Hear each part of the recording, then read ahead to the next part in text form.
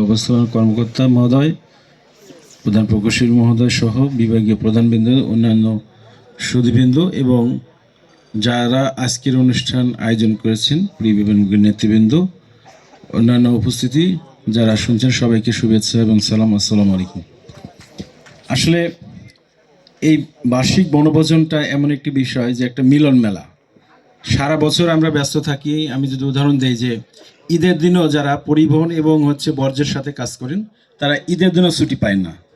একটি অফিসার কেমন সবচেয়ে ভালো জানে হচ্ছে ড্রাইভাররা।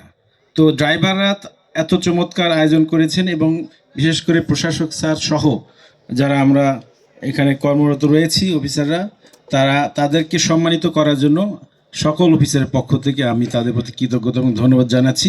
আমি আশা করছি তাদের এই প্রচেষ্টা ভবিষ্যতেও অব্যাহত থাকবে এবং সকলের সুস্বাস্থ্য কামনায় শেষ করছি। আসসালামু আলাইকুম। ঢাকা দক্ষিণ সিটি কর্পোরেশনের